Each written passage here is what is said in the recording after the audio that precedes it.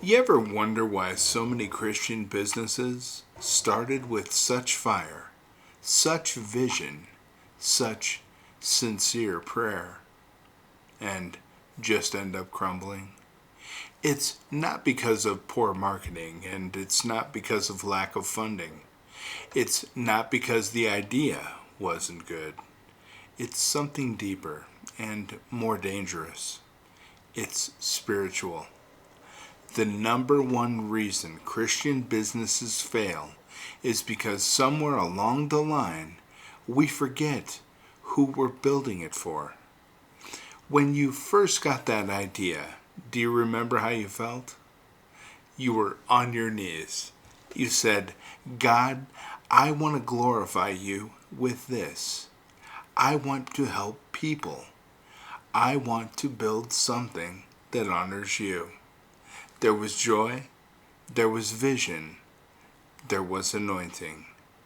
But then the world crept in. The likes, the shares, the analytics, the branding meetings, the competitor watching your every move, the pressure to keep up, the temptation to cut a corner, and the obsession with results. And now, you may still be saying God out loud, but deep down, you're relying more on grind than grace. You're looking at metrics more than the master. You're building a brand, but the altar is empty. And friend, God never called us to build brands. He called us to build altars, holy ground, where He gets the glory and we get on our knees.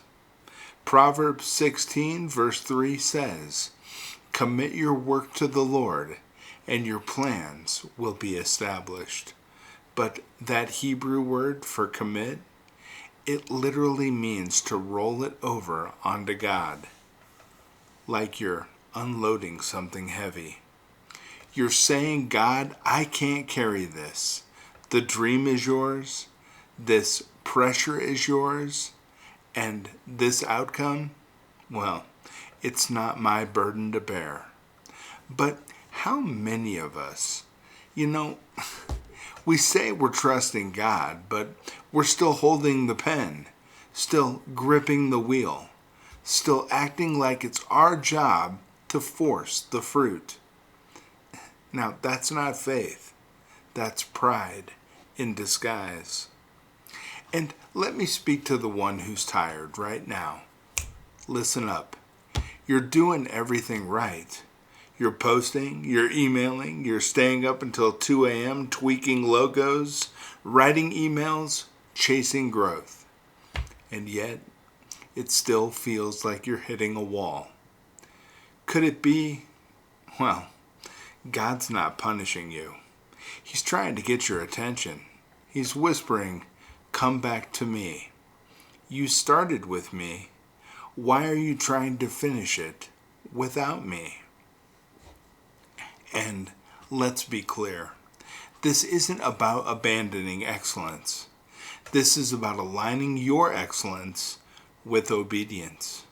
Because in God's economy, success isn't measured in sales.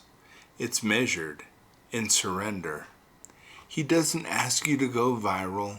He asks you to be faithful. Faithful in how you treat your clients. Faithful in what you post online. Faithful in how you price your products. Faithful in how you honor your employees. Faithful in the late nights, and faithful in the dry seasons. Faithful even when nobody's there to clap. Let me say something hard but true. Your business will never be spiritually successful if God is a side character in your story. He's not your consultant. He's not your backup plan. And he sure as hell isn't your marketing assistant. He's the CEO, the architect, the author, the provider. So, pause right now. Ask yourself, have I built something beautiful that God no longer recognizes? Have I invited him into the boardroom, or just used his name to validate my own vision? Because a business built without the presence of God is just a monument to self, and monuments to self always collapse.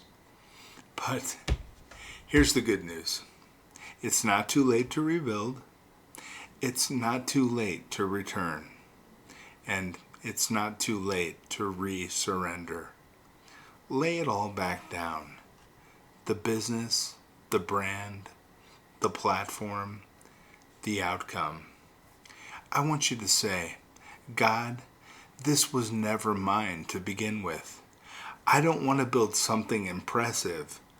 I want to build something eternal. Because when you build on the rock, on Jesus, he establishes it. He breathes on it. He opens doors no algorithm ever could. He brings fruit you never could have manufactured. He makes it holy. So let me leave you with this. And I got a lot of successful businesses. The greatest strategy you'll ever have is surrender. The most powerful business move you'll ever make is falling on your knees. The highest return on investment is obedience. Now, if any of this is spoken to you, don't move on without rethinking your approach, because pray on it, and more than anything, surrender your approach and your future to Jesus Christ. He'll build a business. He'll build multiple businesses. He'll change your life. He'll bring you success like you never, ever, ever expected to happen in your life. It's 100% true. I'm living proof. I hope you have a beautiful day, my friends. God bless you. Hug your family. They love you.